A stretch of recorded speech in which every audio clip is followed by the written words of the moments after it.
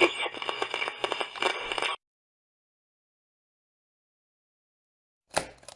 Ringo Starr. When this all started, this music thing. As a child, there were 6 kids in my family. I had 4 older sisters and 1 younger. And from a little boy, there was always music on in the house. And with 4 teenage sisters at the time, they were buying every 45 record and album, Bobby V, Bobby Darin, all the greats of the time. And so there was music constantly on in my house. And then in 1964, and I was 9, the Beatles, we all watched them on Ed Sullivan. And they pretty much changed the course of history. One of my sisters became a fanatic, the younger one, the one older than me. Yeah. 3 years older than me. My first gig as Ringo was back then. Yeah. Her girlfriend was a seamstress. Yeah. And she made these cutout cardboard guitars, okay? Yeah. And she used thread for the strings and a piece of rope for, to wear around your neck to hold it. And me and that sister and I, we were not that close. I was closer to my younger sister. So I overheard her asking my mother, can I take Michael over to Kathy Sue's house? And she goes, why would you want to do that? And she goes, Kathy just bought the new Beatle album, and she made these guitars, and we need a drummer. We want Michael, to play the drums. Because I was constantly, as a kid, getting in trouble all the time, pounding on everything, silverware, on the table, pencils in school, it was just, I don't know why, I was always pounding on stuff and getting in trouble for it, stop pounding on that. And my mother said, yeah, go ahead and take them. So it was a big deal because I went to the next block, It was like I was off my own street, And we go up into this attic, and she had the record player and the cardboard guitars and a poster of the Beatles and a card table with all the pots and pans from the kitchen. Yeah. And these little, the sticks were like from clothes hangers. They were cardboard, rolled real tight. Yeah. That's my sticks. And I thought, man, I can pound, and I'm not gonna get in trouble. It was like freedom, And they dropped the needle, I want to hold your hand, and away we all went. They're playing the cardboard guitars and singing their butts off, and I'm hitting the pots and pans. So that was my first gig at night. Then it took a while before you It did take a realized while. that you actually look like a Ringo. Yeah, I never looked like Ringo. I mean, really, even in the 80s, I was in a Beatle tribute band. And, we all bought the wigs and we had the suits. I had the Ludwig drum kit. I never looked like Ringo. And somewhere in the 90s when Ringo started his first all-star band, I followed him, for a while. And he had a pretty heavy-duty beard, It was pretty big. And his hair was long, but he pulled it. He had it in a ponytail, like at the top of his head, like a samurai, guy. And one day, I think it's, 2001, maybe 2000, one of my friends called me and said, have you seen Ringo lately? And I go, well, I saw that all-star band a couple of years ago. And they said, well, he cut his hair really short, and he's got this scruffy beard. He kind of looks like you. And I'm like, really? And I looked at it, and I went, yeah. Well, then, never thought anything about it again. Yeah. And years went by, and I started going to the Chicago Beatle Fest every year, and I actually went for 30 years up until the pandemic, And I always went. The first time I went, they had Battle of the Bands on Sunday night. That's how they closed the weekend. And 2 of my buddies that I went with, I was there for the first time. They're in this band. And I'm like, well, I want to come back here with a band. I'm never coming back here if I'm not in a band. So we put a band together and played every year. It was like the highlight of the year to go to Beatle Fest and play. And we won, a few times. And this one year, my bass player's sons, who were in the band, they grew up. They started playing with us, when they're 14 and 16 years old. and you know, everybody at Beatlefest watched these young boys grow up, you know. And one of them moved to Nashville, and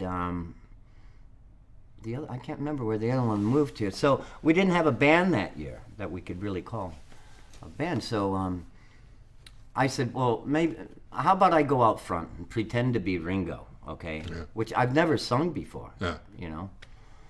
And I said, what we'll do for an all-star band is we'll get past winners that everyone knows at the Chicago Beatlefest that have won, and we'll handpick those guys to be our band.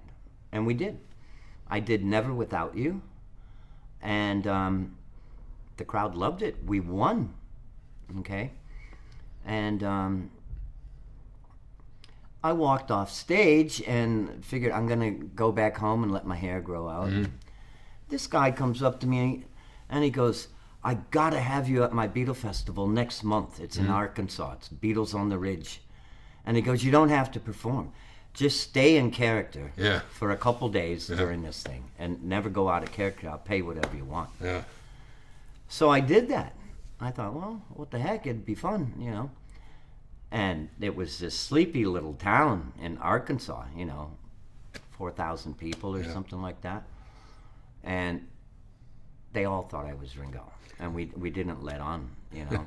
These people, they're pulling money out of their pocket, you know. I'm signing T-shirts and people's breasts. They're bringing me Beatle albums, and I'm freaking out. After about 3 hours, it was really quite overwhelming, you know. Did you feel guilty? This little kid comes up, cute little blonde-haired, blue-eyed kid, you know, cotton top, you know. And he says, Mr. Starr, my daddy said if you sign this album that it'd be worth more money. And it was a Revolver album. Never opened from the day. And I'm like, I can't do that. I go, it won't be worth more money. It'll be worth less, you know. I said to him, I'm an impersonator. And that kid, he looks at me. He'd never heard that word in his life, let alone you know, what it was. It must be nice to have to be an impersonator to a Beatle who's still alive. We were just having a conversation about that it's a lot more fun because they don't know, you know, if you look enough a lot like them, you know, you see a John Lennon, it's like, well, it can't be John, you know, or George. There's no bullet holes. No, so, these Paul lookalikes or, you know, Ringo lookalike, it's like, is it really you? And man, people, they freak me out, you know. I mean, I was on a radio show, got interviewed in Chicago, and this guy is telling everybody that Ringo is in town. He's in, and he says, keep the accent going, you know. And I go, but you have to tell them that it's really Ringo Starr. You know, I'm not walking out of here without letting these people know it's not. And he waited to the very end. So all of Chicago, man, think Ringo is on this radio show. I guess it would be your dream to meet the real Ringo. I would love to meet Ringo. I came face to face at a concert. It was the same year I did my market research tour. Ringo was out on tour out of the country the whole year, and come to find out he was doing 2 shows in Las Vegas at the Palms Theater. I thought, I'm going. It's Las Vegas. I'm going to dress like Ringo. I'm going to the concert. I wouldn't normally do that, but it's Vegas. You know, it's an impersonator capital, you know.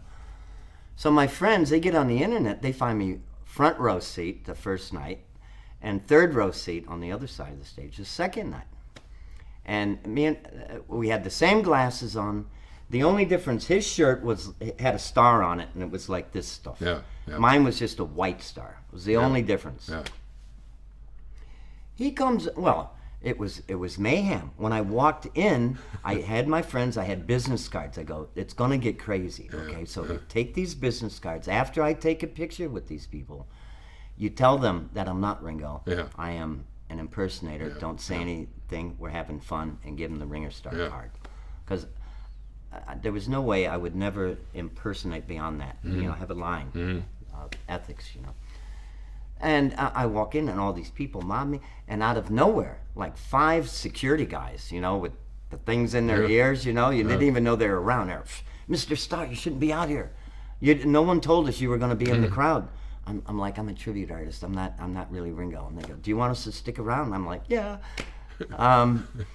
But these people followed me down to the food court. I'm eating. They're standing behind me. Their friends are taking pictures. So we get into the show, and about the second song in, Ringo's in between lyrics, and he kind of looks my way. Yeah. And I stand up and I go, and he goes, and then later on in the concert, he says, there's a fellow up here who looks a lot like me, but is he talented? You know, we're the same size. I mean, you know, drumming, singing. Yeah, it's pretty unique experience, which I can't think of a better way to spend my retirement years, you know. I never had time, you know, I was in different bands over the years, but it was always a hobby, you know. It never paid the bills or anything. Yeah. Not that this does either, but it sure does. What keeps me going is how much happiness it brings to people. Yes. You know, I would have loved to have been able to do that as Mike Callahan. I had to be somebody else to make all these people happy. It's funny. It sort of is. Yeah. But it's been a hell of a ride. It is. Yeah. It still is. It still is. Thanks, Ringo. Thank you, man. Peace and love, peace and love. Cut!